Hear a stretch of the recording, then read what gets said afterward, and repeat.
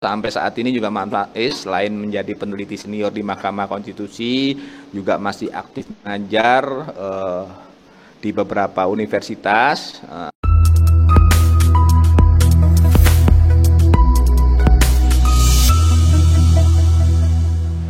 Di sesi kedua, di tengah-tengah kita telah hadir Bapak Pan Muhammad Faiz, PhD, dipanggil Mas saja ya lah, karena beliau memang salah satu peneliti muda di Mahkamah Konstitusi, peneliti senior Indonesia yang masih muda. Jadi Mas Faiz ini kelahiran tahun 1982 ya Mas Faiz ya, masih kelahiran tahun 82, jadi masih pantas dipanggil Mas, masih pantas kalau di puncak dipanggil AA. Jadi Mas Faiz ini S1-nya di Universitas Indonesia, kemudian MCL-nya, Comparative Law-nya di Universitas New Delhi, dan PhD-nya di Queensland University di Australia. Dan Mas Faiz ini memang aktif dari zaman mahasiswa. Waktu di Australia dia dipercaya juga menjadi ketua PPI ya, Persatuan Mas Faiz. Sampai saat ini juga Mas Faiz selain menjadi peneliti senior di Mahkamah Konstitusi, juga masih aktif mengajar di beberapa universitas. Beliau saat ini mengajar di salah satu program doktor di Fakultas Hukum Universitas Brawijaya. Jadi Mas Faiz tadi di chat saya lihat kok sudah ada banyak nih, saya junior Mas Faiz katanya ada juga di sini nih. Jadi Mas Faiz ini juga aktif ya, ngajar juga untuk advokat. Jadi sering menjadi pemateri di PKPA ya, mengajar di PK acara juga cukup memahami. Namun kali ini beliau menyampaikan materi mengenai Mahkamah Konstitusi dalam sistem ketatanegaraan. Secara garis besar akan disampaikan Mas Faiz, itu kurang lebih akan menyampaikan bagaimana sih perkembangan Mahkamah Konstitusi, lahirnya Mahkamah Konstitusi, bagaimana Mahkamah Konstitusi di dunia, di negara lain gitu kan, bagaimana kewenangannya, termasuk spesifik nanti Mas Faiz juga akan menyampaikan beberapa putusan-putusan Mahkamah Konstitusi mengenai pemilihan umum maupun mengenai pemilihan kepala daerah tentunya. Kita punya waktu 2 jam untuk sesi ini. 1 jam pertama mungkin nanti digunakan untuk pemaparan oleh Mas Faiz, dan 1 jam berikutnya nanti sesi diskusi. Saya yakin kalau untuk sesi materi ini tidak cukup lah 2 jam, namun tentunya ini hanya merefresh kembali gitu kan. Yang pasti Bapak Ibu sekalian kan latar belakangnya juga Fakultas Hukum sebagai advokat, tentunya mengenai Mahkamah Konstitusi, mengenai sistem ketatanegaraan, sistem hukum, tentunya hanya merefresh kembali pengetahuan, merefresh kembali pemahaman Bapak Ibu sekalian. Baik, biar tidak berpanjang lebar, kami persilahkan Mas Faiz untuk menyampaikan materinya. Silakan Mas Faiz. Baik, terima kasih Pak Nanang. Assalamualaikum warahmatullahi wabarakatuh.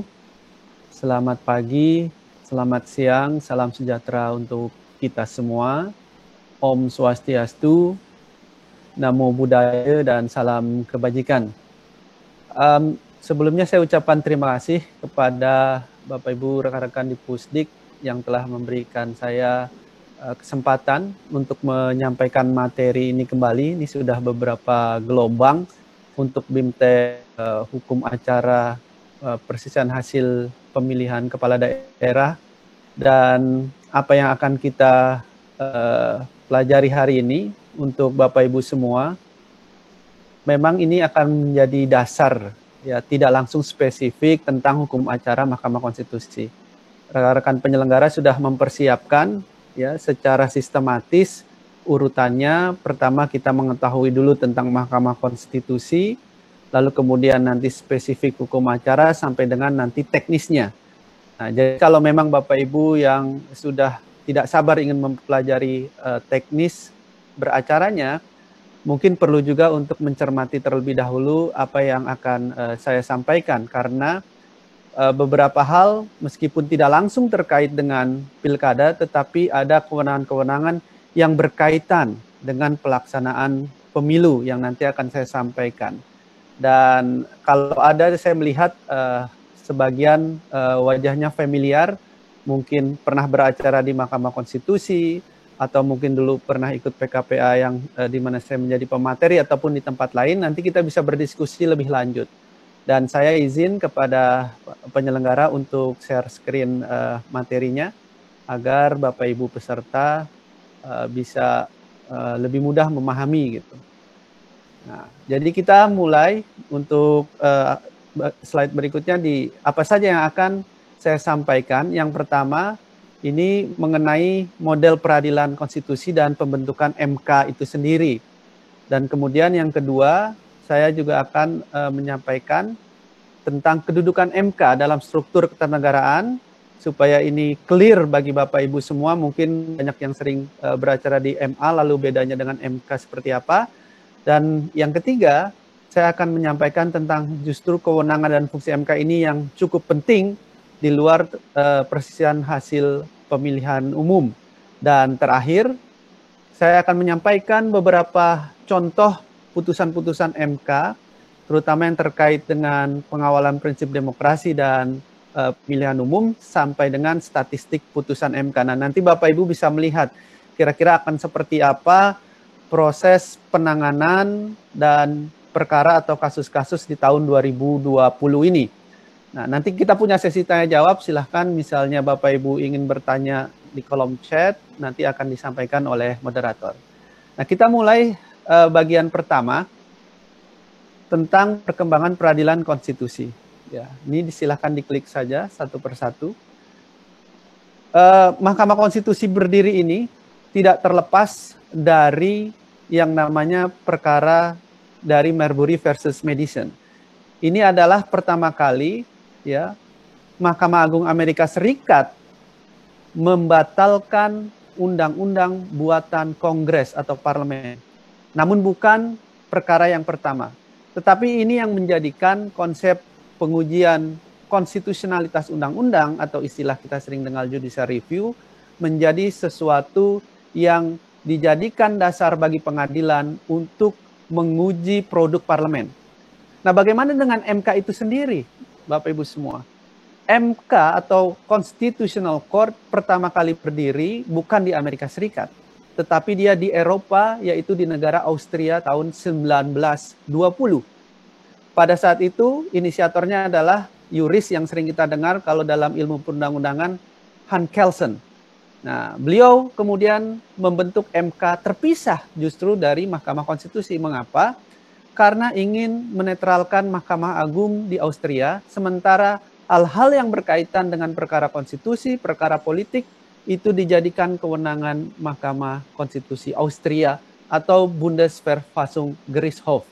Meskipun ada juga yang berpendapat Ceko lah yang pertama, tetapi itu hanya sekedar sejarah. Bagaimana dengan Indonesia? Indonesia sendiri membentuk Mahkamah Konstitusi setelah melakukan perubahan Undang-Undang Dasar 45 dan terbentuk melalui Undang-Undang 24 2003 pada tahun 2003.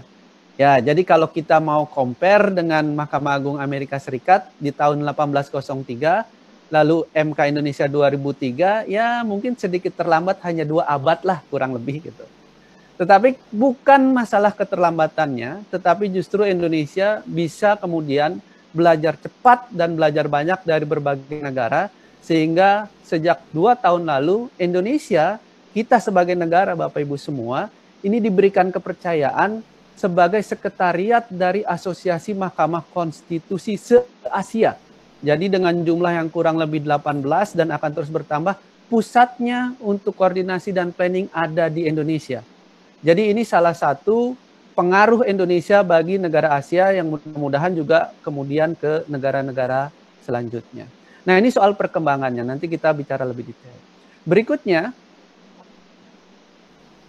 kita akan bicara soal mengapa kemudian ada namanya Mahkamah Konstitusi, ada Mahkamah Agung. Nah, di slide ini bisa kita lihat Bapak Ibu semua, ada yang namanya sistem terdesentralisasi atau sistem Amerika. Bukan berarti Bapak Ibu semua kalau ke negara-negara seperti Amerika, Kanada, Australia, atau tetangga kita Filipina, India, Malaysia, mereka tidak punya mahkamah konstitusi berarti tidak bisa menguji undang-undang. Justru mereka menganut tradisi sistem Amerika di mana Mahkamah Agungnya itu diberikan kewenangan pengujian undang-undang. Nah, jadi terdesentralisasi sampai dengan bahkan pengadilan tinggi, pengadilan negeri bisa juga menguji undang-undang. Nah, model yang kedua ya itu disebut dengan sistem terpusat, sistem Eropa, karena tadi yang mendirikan Kelsen, maka disebut juga Kelsenian. Nah, kita Indonesia, Bapak Ibu semua, ini menganut sistem yang terpusat. Artinya pengujian undang-undang hanya dilakukan oleh lembaga yang namanya Mahkamah Konstitusi atau nama sejenisnya. Dan sebagian besar negara justru menganut yang seperti ini. Ya, berkembang pertama di Eropa, lalu kemudian menyebar hampir ke seluruh belahan dunia. Indonesia sendiri itu masuk dalam negara yang kurang lebih ke-78 membentuk Mahkamah Konstitusi. Jadi Jerman, Austria, Turki, Korea, Afrika, Thailand, Indonesia, dan sebagainya menganut model terpusat ini. Artinya, Mahkamah Agung dan pengadilan di bawahnya, dia tidak memiliki kewenangan untuk menguji konstitusionalitas undang-undang. Kalau ada gimana, mereka harus merefer dan mengajukannya ke Mahkamah Konstitusi, baik itu hakimnya ataupun para pihaknya, istilahnya constitutional questions.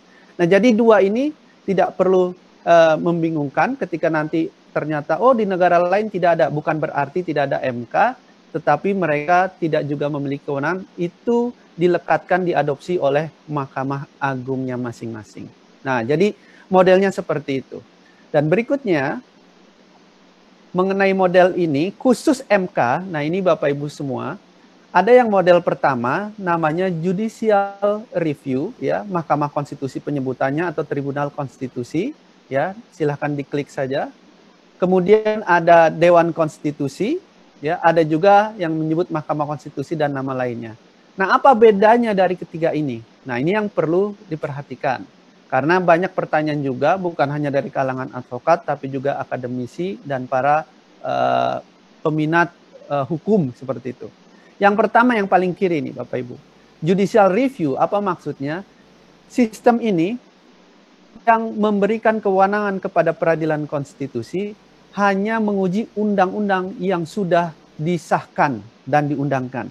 Jadi hanya yang sudah diundangkan atau dan disahkan. Tidak boleh rancangan undang-undang kemudian di judicial review. Mengapa? Ini adalah domain yang kedua, judicial preview. Artinya sebelum rancangan undang-undang ini disahkan dan diundangkan, ada negara-negara yang menganut model ini dengan menguji terlebih dahulu konstitusionalitas rancangan undang-undang.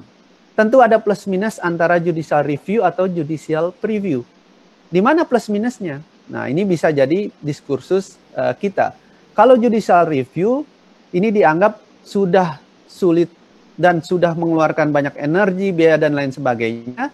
Kok kemudian nanti dibatalkan seperti itu. Sementara kalau judicial preview mencoba mengeliminir itu, ya sudah, daripada berdebat panjang, sudah keluar banyak energi, sebelum disahkan mari kita uji terlebih dahulu. Judicial preview seperti yang dilakukan di Perancis dan negara-negara bekas jajahannya. Namun kelemahannya, nah ini yang perlu diketahui juga, judicial review sebaliknya, walaupun lemah dari segi energi, biaya, dan waktu, tetapi kita tidak pernah tahu dan bahkan mungkin tidak diprediksi bahwa pelanggaran hak konstitusional warga negara itu terjadi setelah undang-undang diimplementasikan. Baru ketahuan setelahnya. Sementara sebaliknya kalau judicial preview, undang-undang, rancangan undang-undang sudah dianggap konstitusional, namun bagaimana kalau kemudian implementasinya terjadi, ya, yang tidak diprediksi ternyata bisa melanggar hak-hak konstitusional atau bahkan bisa memangkas kewenangan lembaga negara lain. Tidak ada mekanisme yang kemudian bisa untuk mengujinya. Nah, makanya muncullah model yang ketiga, hybrid review atau campuran. Nah, artinya ada negara-negara yang bisa menguji rancangan undang-undang maupun undang-undang yang sudah disahkan. Negara-negara seperti Afrika Selatan, kemudian ada seperti Hongaria dan lain sebagainya, menganut model seperti ini. Jadi bisa dua-duanya, ya, tidak hanya sebelum disahkan tetapi juga setelah disahkan.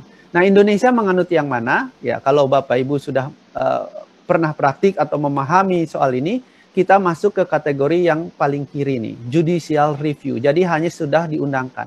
Loh, kan itu ada beberapa praktik belum ada nomornya sudah diajukan. Nah, itu nanti harus tetap dilengkapi, tidak bisa kemudian MK, ya, apalagi rancangan undang-undang dibawa ke Mahkamah Konstitusi untuk disidangkan. Nanti pastinya akan diberikan masukan saran oleh panel hakim dalam sidang pertama. Nah, ini 3 model yang ada di dunia. Indonesia menganut model judicial review. Nah, selanjutnya setelah kita mempelajari soal model, ini sedikit masuk ke dalam sejarah. Nah, ini bisa dibuka saja seluruhnya.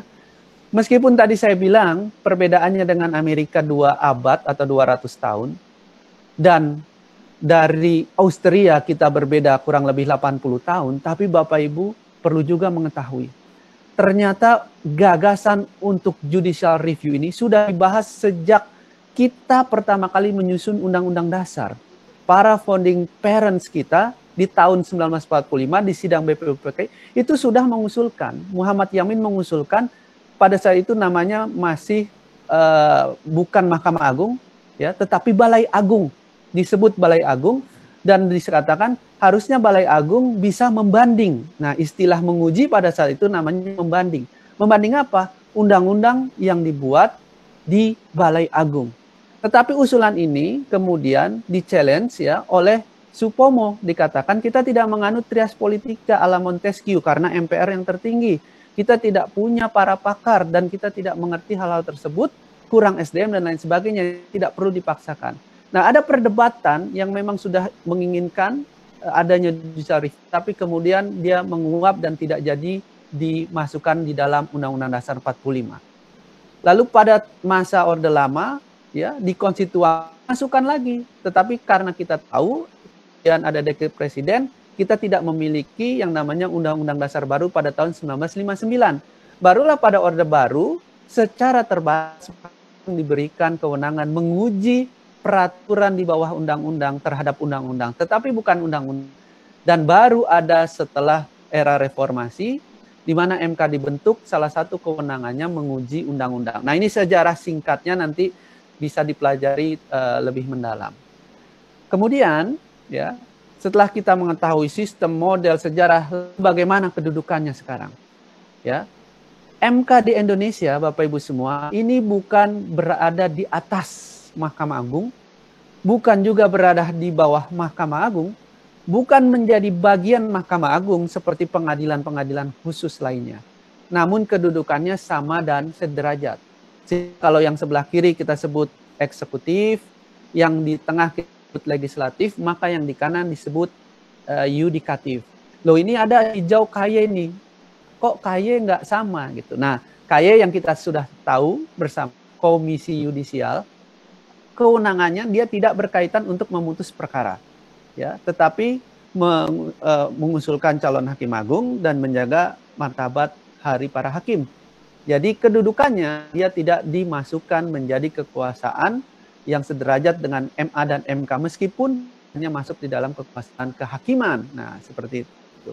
Nah, ini untuk kita menyamakan persepsi soal kedudukan MK dan MA. Nah, selanjutnya ini yang penting, ya, untuk kita pelajari soal kewenangan, ya. Ada 5 kewenangan dari Mahkamah Konstitusi. Ada yang menyebut 4 kewenangan dan 1 kewajiban. Yang pertama, menguji undang-undang terhadap Undang-Undang Dasar 45. Nah, ini yang sering kita sebut judicial review, atau ada juga yang menyebut constitutional review. Undang-undang mana yang bisa diuji? Nah, sebagai advokat, ya, saya sering menyebutkan ini, ya, di PKPA, sudah banyak yang kemudian mendeklar dirinya sebagai constitutional lawyer, ya, pengacara konstitusi. Dan sebagai seorang yang ingin spesialis sebagai constitutional lawyer, ataupun setidak-tidaknya memahami apa itu kewenangan yang ditangani MK, harus tahu dari kelima hal ini. Meskipun yang sudah pernah masuk ke MK baru 3 dari 5 kewenangan. Mari kita kupas satu-satu. Yang pertama, menguji undang-undang. Undang-undang yang bisa diuji. Seluruh undang-undang yang dibuat oleh Presiden bersama dengan DPR itu bisa diuji konstitusionalitasnya di Mahkamah Konstitusi. Kalau undang-undang yang zaman dulu bagaimana? Tahun 60-an, tahun 70, bisa semua. Memang pernah dibatasi di Undang-Undang MK, tetapi itu sudah dibatalkan. Dan Bapak Ibu perlu ketahui, ya, kalau kita cek dari jumlah atau dari jenis undang-undang yang di judicial review di MK, itu KUHP menempati urutan pertama. Jadi yang spesialis litigasi perlu juga mengikuti perkembangan putusan-putusan MK. Jangan sampai nanti ada perubahan atau pasal yang sudah dicabut di undang-undang paket pidana misalnya, atau yang terkait dengan pidana tidak mengetahui. Dan urutan yang kedua, ketiga, keempat, kelima, Bapak Ibu boleh tebak jenis undang-undang apa yang sering di judicial review di MK. Ternyata 4 berturut-turut yang paling sering di judicial review itu terkait dengan pemilu. Dari mulai pemerintahan daerah pada saat itu, ya, pilkada masih di sana, ada soal pilpres, ada soal, ya, sampai dengan soal pilkada. Nah, jadi banyak sekali kalau kita, ya, ingin kemudian memahami dan mengikuti praktik-praktik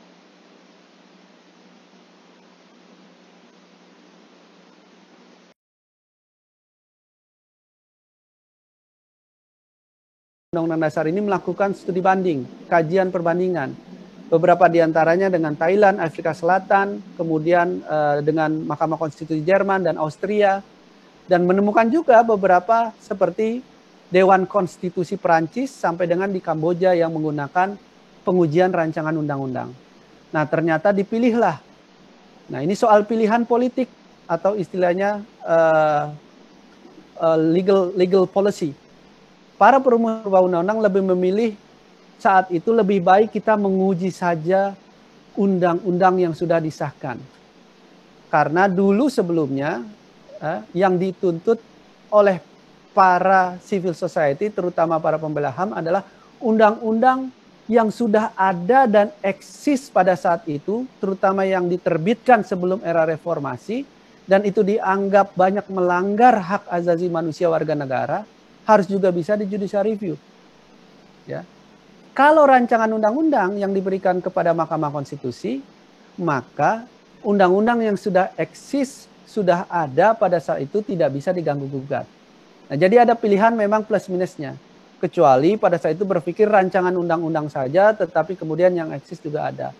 Nah, sehingga saat ini Pak Eldi banyak berkembang kajian-kajian dan ini berkembang juga di kampus-kampus supaya Mahkamah Konstitusi mulai diwacanakan untuk menguji. Bahkan di satu pertemuan dan saya hadir pada saat itu, Ketua DPR sempat berbicara di laporan tahunan Mahkamah Konstitusi untuk berpikir apakah Mahkamah Konstitusi lebih baik juga diberikan kewenangan untuk menguji rancangan undang-undang.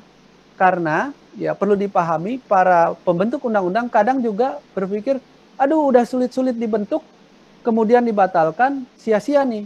Sehingga itu pun di beberapa anggota legislator berpikir untuk memberikan hal tersebut. Beberapa kali Komisi 3 misalnya atau Komisi 2 itu beraudensi ke Mahkamah Konstitusi. Kami ingin membuat undang-undang pemilu. Dan beberapa putusan MK seperti ABCD. Apakah bisa kami buat seperti ini? Tentu dengan kewenangan yang terbatas, para hakim tidak akan memberikan pandangannya apakah itu boleh atau tidak boleh, konstitusional atau tidak konstitusional di rancangan undang-undang yang akan disusun. Karena pertama, bukan kewenangannya, dan yang kedua, potensi di judicial review di kemudian hari.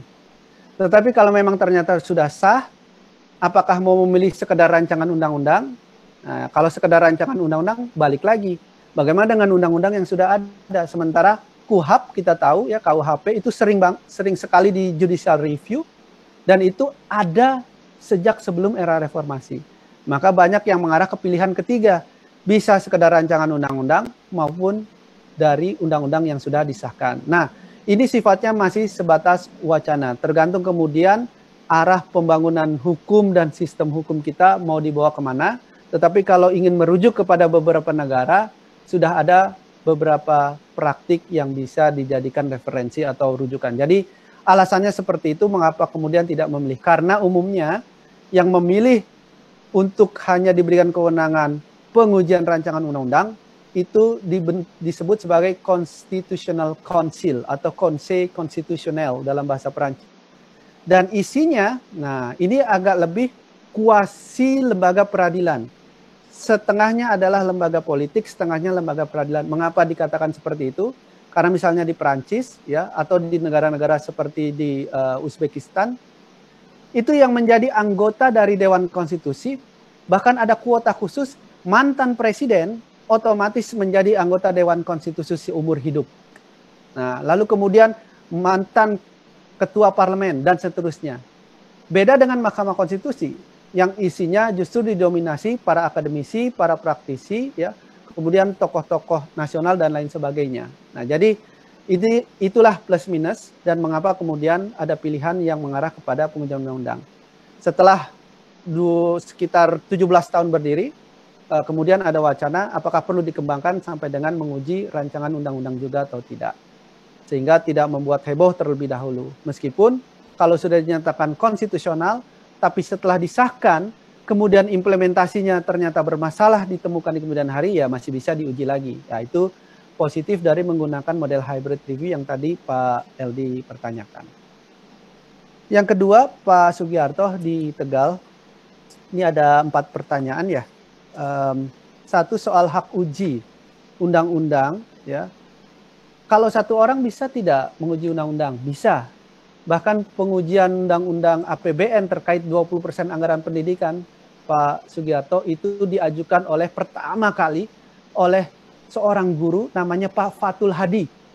Sederhana sekali dari Jawa Timur, dia datang sendiri mungkin dengan pakaian yang sederhana menguji undang-undang karena dia tahu saya ini mengajar katanya. Saya baca di Undang-Undang Dasar, anggaran pendidikan harusnya 20%. Tetapi kok sampai hari ini pada saat itu tahun 2007, belum pernah dianggarkan 20%, maka mengaju ke sini. Dan itu kemudian belum bisa dikabulkan ya, karena terbentur dengan soal governmental disaster dan lain sebagainya. Lalu PGRI kemudian maju. Begitu juga dengan perkara-perkara lain. Dia ajukan seorang diri, lalu ada orang maju lagi, itu boleh dibebaskan. Apakah mau maju sendiri-sendiri mengajukan permohonannya, ataukah mau bergabung. Tetapi jika ada perkara yang sama, ya objek yang diujinya, maka biasanya Mahkamah Konstitusi dalam menggelar pemeriksaan pembuktiannya atau pemeriksaan persidangan itu bisa digabungkan. Jadi pemohon 1 dihadirkan bersamaan dengan pemohon 2, pemohon 3, dan seterusnya. Dan pemerintah pun bisa kemudian menjawab secara bersamaan untuk perkara-perkara yang sejenis tersebut. Jadi bisa Pak Sugiarto mau sendiri-sendiri ataupun mau bersama-sama. Soal pembubaran parpol, apakah parpol pesaing ini bisa mengajukan permohonan ke Mahkamah Konstitusi? Secara hukum positif tidak bisa. Yang memiliki kedudukan hukum untuk mengajukan pembubaran partai politik di MK itu adalah pemerintah. Dan pemerintah ini ditafsirkan pemerintah pusat. Nah, memang ini akan menjadi dilema dan ada juga kritisasi secara akademik. Bagaimana kemudian kalau yang melanggar adalah the ruling party atau partai berkuasa yang melanggar konstitusi dan sebagainya? Apakah pemerintah pusat kemudian mau mengajukan pembubaran politik terhadap partainya sendiri? Nah, dan akan menjadi masalah lagi kalau partai politik pesaing. Jangan-jangan hampir setiap saat partai politik saling mengajukan permohonan untuk membubarkan lawan partai politiknya, kan seperti itu Pak Sugiarto. Ada juga usulan, boleh dong harusnya setiap warga negara diberikan legal standing untuk mengajukan pembubaran partai politik. Nah, bagaimana dengan kalau nanti dia simpatisan partai politik A, ingin membubarkan partai politik B, partai politik C, dan begitu juga sebaliknya. Simpatisan partai politik B ingin membubarkan partai politik A. Nah, jadi dipilihlah kemudian, oke lah, hanya pemerintah pusat dengan harapan objektif dan sebagainya. Kalau memang ternyata nanti tidak menjadi the ruling government atau pemerintah dan partai politik berkuasa, bisa saja dibubarkan kemudian. Namun, saya juga mempelajari ada di beberapa negara praktik pembubaran partai politik di luar tadi melanggar konstitusi dan sebagainya. Misalnya ada di negara-negara Eropa, partai politik yang sudah beberapa kali tidak pernah bisa berhasil duduk di dalam parlemen, itu bisa dibubarkan. Contoh, tapi di Indonesia tidak. Masih diberikan kebebasan untuk ikut lagi dan ikut lagi. Atau di Turki misalnya, selain pemerintah pusat, ada yang namanya general attorney ya di kekuasaan kehakimannya yang bisa mengajukan pembubaran partai politik. Nah, dia tidak menjadi bagian dari eksekutif sehingga diharapkan ketika ingin membubarkan politik itu dianggap objektif. Tapi saya kejar kepada yang memberikan pengajaran seperti itu. Apakah benar kemudian menjadi objektif? Dia bilang ya tidak juga. Biasanya posisi-posisi strategis tersebut juga berafiliasi dengan partai politik tertentu. Nah, jadi model apapun akan ada plus minus, tetapi kembali ke pertanyaan, partai politik pesaing tidak bisa mengajukan pembubaran partai politik bagi partai politik lainnya. Jangan-jangan kalau diberikan sebelum dia mengajukan, partai politik yang mau dibubarkan ngajuin duluan supaya dibubarkan lebih dahulu. Yang ketiga soal beban biaya perkara. Berapa sih beban biaya nih? Belum pernah berpraktik di MK. Nah, ini yang menarik Pak Sugiarto dan Bapak Ibu semua. Berperkara di MK, kan kita ada prinsip peradilan cepat, sederhana, dan murah.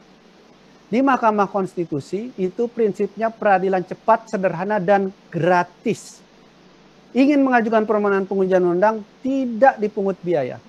Mengajukan permohonan sengketa pilkada tidak dipungut biaya. Bapak Ibu ingin minta risalah persidangan, minta putusan persidangan, itu gratis, bahkan sudah bisa di-download langsung lewat website tanpa harus datang ke Mahkamah Konstitusi. Teknologinya sudah bisa. Ingin kemudian meminta videonya, karena video tidak bisa di-upload terlalu besar saat ini, tapi sedang dikembangkan, itu bisa cukup memberikan flash disk, ya kemudian diambil. Tapi kalau mau audionya, tinggal didengarkan, tinggal di-download dari website Mahkamah Konstitusi. Jadi bahkan sampai kami ingin sidang online, video conference dari daerah lain di luar Jakarta atau bahkan dari luar negeri. Itu airtime-nya gratis. Semua disediakan oleh Mahkamah Konstitusi. Karena apa? Desain MK sejak awal berdiri ini tidak menerima biaya apapun untuk mengurangi dan menghilangkan ada namanya pemberian uang, kemudian sekedar ucapan terima kasih di pintu permohonan dan lain sebagainya, itu tidak. Kalau sampai ada yang menerima itu, sistem MK kalau mendeteksi dan menemukan pasti akan kena sanksi berat dan sudah ada beberapa yang ya cuma sekedar kecil-kecil seperti itu, uang terima kasih sudah diberikan putusan itu ya kena sanksi dan ada yang kemudian dipecat dan dilaporkan ke Bareskrim. Nah, mudah-mudahan ini bisa terus dijaga dan butuh kawalan dari Bapak Ibu semua. Jadi gratis Pak Sugiarto, ya. Tetapi soal gratis ini jangan kemudian saya mau menghadirkan ahli yang kaliber top nih, hebat. Tolong dibayarkan oleh Mahkamah Konstitusi, ya nggak bisa juga.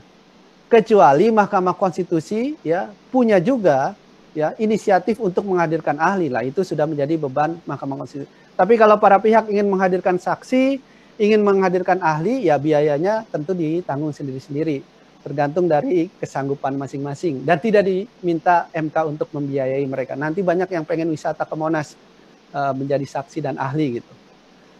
Yang keempat Pak Sugiarto, saya jawab soal pendamping. Ini juga pertanyaan yang serupa dari Pak Roland, siapa saja. Nah, konsep tadi peradilan sederhana ini juga diterapkan. Mungkin berbeda dengan pengadilan umum ya. Di Mahkamah Konstitusi untuk beracara tidak harus dan tidak wajib melalui kuasa hukum, advokat. Tidak wajib. Karena apa? Banyak perkara-perkara, terutama pengujian undang-undang, ini terkait dengan hak konstitusional warga negara. Dari warga negara kelas menengah ke atas misalnya, sampai dengan kelas menengah ke bawah. Mereka punya hak yang tadi saya sampaikan Pak Fatul Hadi. Bahkan ada para narapidana yang tidak didampingi, kemudian mengajukan pengujian undang-undang, ya Pak Salim Al-Khatiri pada saat itu. Itu semua diterima, meskipun mereka tidak punya kuasa hukum. Nah, sebagai penggantinya, boleh misalnya didampingi, atau kemudian orang yang mendampingi. Nah, kriterianya apa? Tentu pertama, ya mendampingi itu bukan berarti pengetahuannya sama atau tidak sama sekali berpengalaman. Boleh tidak dilarang orang yang tidak berpengalaman untuk beracara di MK, tetapi biasanya di sidang pertama itu selalu akan ada masukan dari mulai penyusunan format permohonan, kemudian tata cara bersidang, itu perlu dipelajari terlebih dahulu. Nah, pendamping ini bagaimana kemudian? Ya, sama juga lah, kita ajukan saja, ya. Kalau saran dari saya, ajukan dengan surat secara resmi bahwa pemohon A akan didampingi oleh si A, misalnya siapa namanya disebutkan, sama. Kuasa hukum pun juga pakai surat seperti itu, dan nanti akan diputuskan. Dan ini menjadi domain dari panel hakim atau majelis. Apakah pendamping ini kemudian diberikan hak dan kesempatan untuk mendampingi pemohonnya. Jadi sebenarnya lebih sederhana hal seperti itu, tetapi secara formil atau administratif harus dipenuhi. Ya, biasanya sidang-sidang pertama ini juga untuk kuasa hukum, catatan biasanya di surat kuasa itu ikut menandatangani, biasanya kuasa hukumnya 4, 5 atau lebih, tetapi kemudian di permohonannya tidak ikut menandatangani ketika kuasa hukumnya tercantum namanya, tapi atau sebaliknya di dalam permohonan ditandatangani, ya, tetapi di surat kuasanya tidak ada. Nah, hal-hal ini akan dicek pertama kali pada saat persidangan, ya, persidangan pendahuluan untuk pertama menggali kejelasan permohonan, kedua melihat kelengkapan formil dari masing-masing pemohon. Dan pastikan Bapak Ibu semua itu terpenuhi dulu formilnya. Karena apa? Formil meskipun sifatnya administratif, tetapi kemudian kalau menyentuh substantif, dia bisa berujung pada putusan NO, need on fund fair cloud, atau tidak dapat diterima. Dan banyak yang kemudian perkara terpaksa harus NO karena hal-hal tersebut kurang diperhatikan. Nah, mudah-mudahan saya bisa menjawab nih banyak pertanyaan tadi. Kalau memang masih ada yang bertanya, mungkin bisa bertanya nanti di luar forum, bisa menghubungi, tetapi tidak, dan saya menghindari untuk membahas dan menjawab perkara yang sedang berjalan. Dan mudah-mudahan ini bisa bermanfaat Bapak Ibu semua, sukses dalam karir dan profesinya. Kurang lebihnya mohon maaf, saya kembalikan kepada Pak Nanang, moderator. Wabillahi taufiq wal hidayah. Wassalamualaikum warahmatullahi wabarakatuh. Waalaikumsalam warahmatullahi wabarakatuh. Terima kasih Mas Faiz atas penjelasannya. Ini tepat sekali jam 12. Jadi waktunya istirahat. Ini sebetulnya masih banyak pertanyaan ini, yang raise hand saja masih banyak.